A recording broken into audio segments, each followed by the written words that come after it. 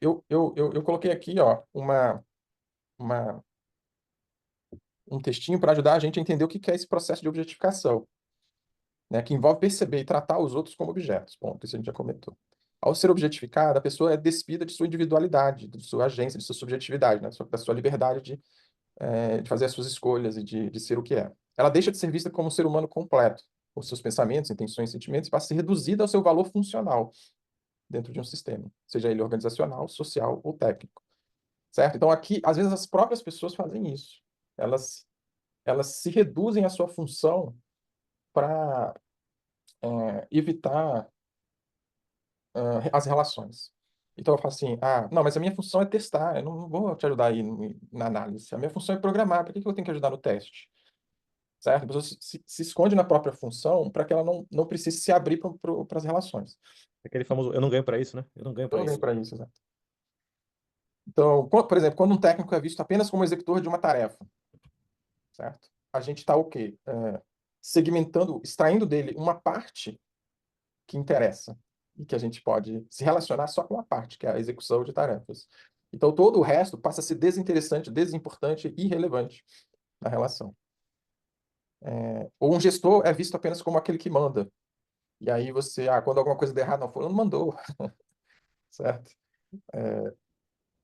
Então, esse é o oposto do que o Kant chama de dignidade. O valor de cada ser humano como fim em si mesmo. Reduzir pessoas à sua função, segundo Kant, seria desumanizante. Então, eu botei dois exemplos ali.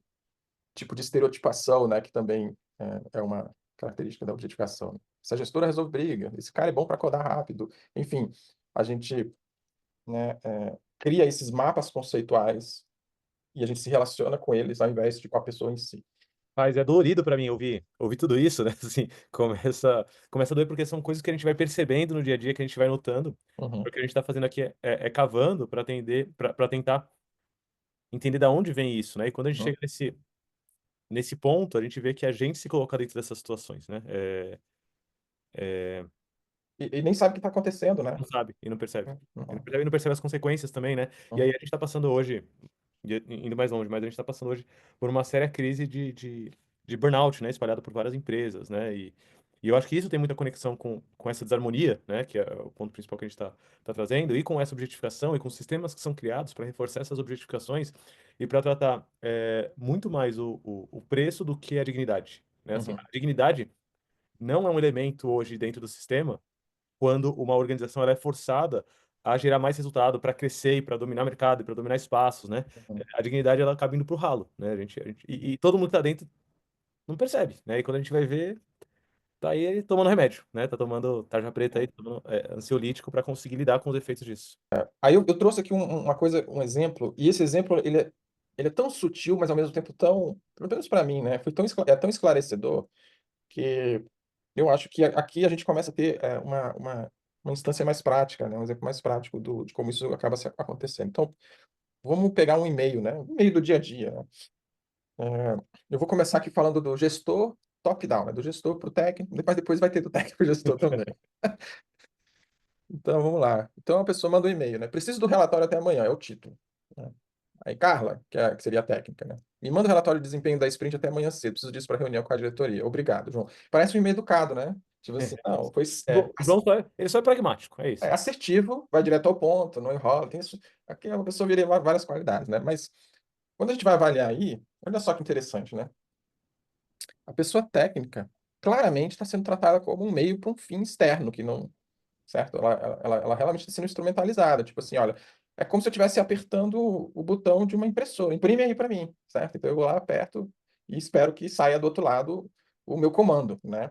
Então você tem essa ideia de que a pessoa ali, ela realmente ela perdeu a ideia de que ela é um fim em si mesma e passou a atribuição de meio, né. Então quando ele fala disso. Outra coisa, não há contexto, nenhuma abertura para negociação, nenhum reconhecimento da pessoa ou da sua própria carga de trabalho. Você vê que a liberdade do outro foi completamente ignorada nesse e-mail. A pessoa ela não sabe por que está sendo demandada, ela não sabe, ela não pode, ela está sendo dem ela está a comunicação está sendo de um jeito que não está convidando para nenhuma resposta, não está havendo nenhuma abertura para ouvir, né, o que precisaria ser ouvido do outro lado em relação a isso. Então, de fato, nesse meio, parece que você está se comunicando com uma máquina, né? Eu vejo muito isso. Não tem o convite à colaboração, é uma ordem disfarçada de pedido. Então, a pessoa, nesse caso, ela está sendo completamente reduzida à função dela, certo? Que é produzir algo sob demanda, como se fosse a ideia da impressora. Então, você tem essa percepção desse e-mail também? Isso, para você apareceu isso também, Lula? Eu tenho, aparece, eu já me vi nessa situação, mais como pessoa técnica do que como pessoa gestora nesse caso, né, assim, e é muito difícil você conseguir expressar, né, que você falou da sutileza, Uhum. é muito difícil você expressar, né, se a Carla sentar com o João para dar um feedback, né, é muito fácil do João falar: "Carla, tem tanta coisa para resolver, você tá reclamando do Exatamente, é isso que eu ia falar e-mail, o que também. que você quer? Você quer que eu passe no chat GPT para ele deixar mais bonitinho, É, né?" exato. Mas que frescura é essa, né? Eu só sou pragmático, só sou prático, né, eu não tenho tempo, né. Exatamente. Mas olha como poderia ser uma alternativa, né? O e-mail poderia ser assim: "Podemos conversar sobre o relatório da sprint? Oi, Carla, bom dia." Bom dia, né, Carla? Bom dia, merece pelo menos um bom dia, tudo bem, né? Tudo bem, mas beleza. Vou apresentar alguns dados da sprint na reunião de amanhã cedo com a diretoria e pensei que o seu olhar sobre os resultados pode trazer insights importantes. Você teria disponibilidade para me ajudar a montar esse relatório? Sei que o prazo está apertado. Se for complicado para amanhã cedo, podemos pensar em alternativas. Obrigado.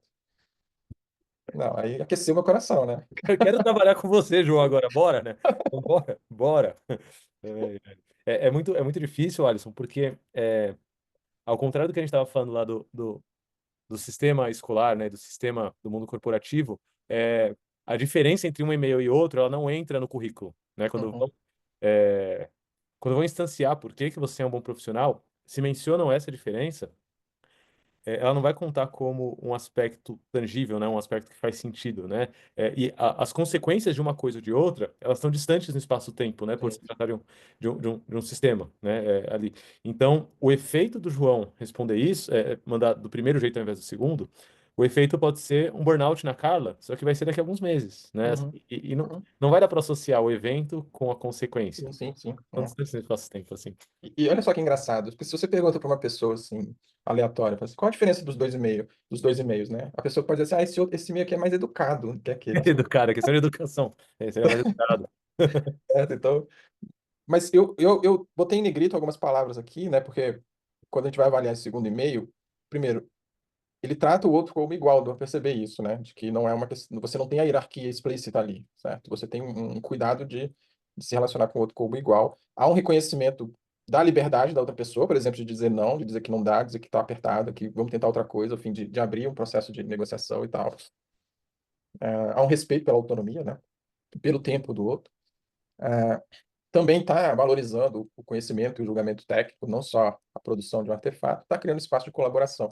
Então, se você pegar os termos que estão em negrito, aqui, tanto da esquerda quanto da direita, você vê que os termos à esquerda, por exemplo, meio, sem contexto, sem reconhecimento, sem convite, reduzido à função, são todos os termos que vão estar associados com a ideia de objeto que a gente estava trazendo. Uhum, uhum.